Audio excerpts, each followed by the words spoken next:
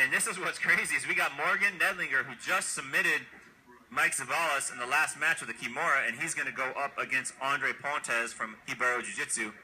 So you say that he's at a disadvantage. This match is about to start shortly. Both competitors are getting the instructions from the referee, Matt Baker. A beautiful day in Los Angeles, California. Thank you for joining us. 2015 Gracie Nationals. And the match begins. Both competitors filling each other out. And we already see a guard pull. Transitioning nicely. Morgan Neidlinger on top. And he may look for a pass to his left. Andre Pontes has got a underhook on the right foot of Neidlinger. Neidlinger's putting serious pressure on him now, too, with the knee, driving the knee in. And Pontes really needs some distance here. He may try to shoot a sneaky triangle, but it's going to be really difficult to hit at this point. Neidlinger's doing a real nice job defending. Super flexible on bottom. Yeah, Neidlinger's real calm. You know, I do notice that. It's like he's not even doing jiu-jitsu. He's so not calm. Getting worked up over anything. He's super chill. Methodical. Like a snake.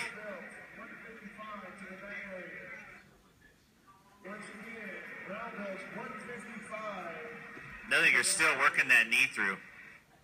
And he's really crushing on top, though. Pontes looks like a young Al Pacino in Godfather, right? That was a good one. This is a tough guard to pass. What we need a guy that looks like Fredo. Someone get us a Fredo. And Pontes is got his left arm hooked under Neidlinger's right leg. I'm not sure exactly what he's playing for. I think he's really just trying not to get totally smashed past at this point. He may try to come up for that leg, and no, he didn't. He's still got a grip on the gi of Neidlinger, and he's going to try to clear Neidlinger's right grip. Maybe shoot the triangle. He may try to... And that's just one of those guards where it's like a nightmare to try and pass. This is what I call a squirrel guard. A squirrel guard is a guard where the dude's doing things that are kind of unconventional, and he's responding in ways they're not really particularly his body is bending in a way that most people's bodies don't bend. Yeah, like a flexibility in the It's so hard to finish a pass on a guy like that. A flexibility in the pelvis, too. Extremely frustrating. Eventually you leave yourself open. Ernest knows that. And he is driving with that pass. Yeah. I mean, he is driving. Pontes has got a really good grip, and there he shot the triangle again. I think that's what he's working I for. think he's going to hit something eventually here. I mean, I can't see if he still has Neidlinger's leg. I don't think he has the foot wrapped up anymore. It'd be interesting if Neidlinger tries to walk around the head.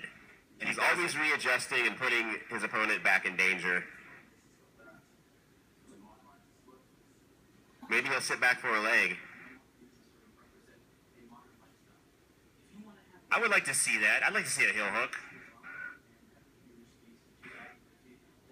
I'd really like to see a Stone Cold Stunner, but I'm probably not going to get to see that. You know, his guard is so tricky to pass. He may as well try a leg here with a no time limit, no points match.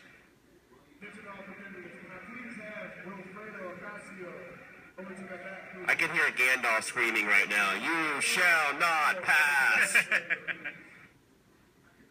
I think you're still really working that right knee through on Pontes, but Pontes is not giving up that right collar grip.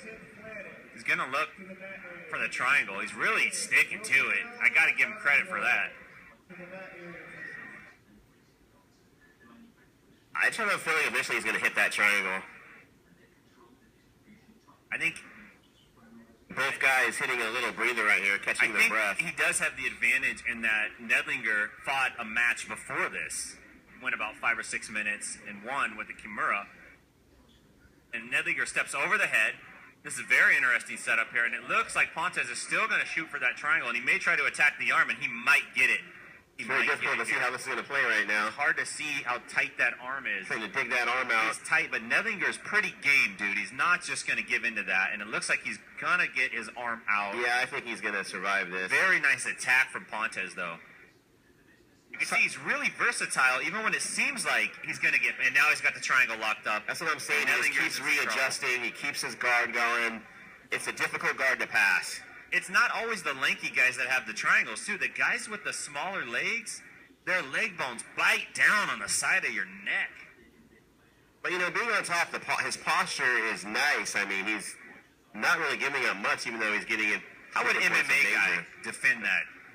MMA guy would pick him up and slam him on his head, and that would be the end of it. What kind of exercises could a guy do to work on that? Like deadlifts, shrugs? Just deadlifts. And throw the weight on the ground when you're done. Just slam it, huh? And I think Neidlinger's tired, dude. I would bet Neidlinger's grips are really, really tired at this point. He's been working hard for that pass and not getting it. It's got to be discouraging to put a lot of effort into something that you can't get. Pontes has a really flexible guard, but I bet his back hurts a lot. And they both fell down, and it looks like Pontes may come up. Matt Baker stops him. He says, no dice. You will get back to the middle of the ring. Referee Matt Baker. Matt Baker always has really nice hair. Have you noticed that? Enforcing the laws of jiu-jitsu. His hair's always combed perfectly every time I see that guy. You know, you got a point. Jiu-jitsu lab. He actually combs his hair while he's doing the sitting guard. I like the fact that he has sakis on, too. That's very taboo amongst some people in jiu-jitsu. I noticed everyone has sakis on except for the competitors. Both guys right now taking their time, getting their belt back on, getting that breather, catching your wind. Oh, yeah, I would have walked off the mat, dropped my belt. Oh, my jacket fell off. Oops. I wonder who's more fatigued, even though, you know, the one opponent had to go. They've both been working hard, because Pontes had to work hard to defend that pass. And it looks like he's going to go for a berimbolo here, potentially. Let's see how he turns this in. He's got a hook back on the leg. Let's see if he spins under. He may attack the leg. He doesn't really have the conventional berimbolo set up. No, he didn't. But he, yeah, you know, it's kind of that little berimbolo, almost weak move where you just come up and get the sweep. That doesn't matter at the Gracie Nationals. There's no points for that. Pontes stopped by earlier, and he asked if heel hooks were allowed, and we said yes, and he said good, because I play a lot of 50-50. So there's a guy that's doing 50-50 that's looking to hit the heel hook off the 50-50. Yeah, absolutely. Which is what we want to see. Look, we're having a leg lock right now. 50-50 without a heel hook sucks. With a heel hook, it's a beautiful thing. And let's see how this is going to settle in. Both guys are fighting for the feet here. Pontes is...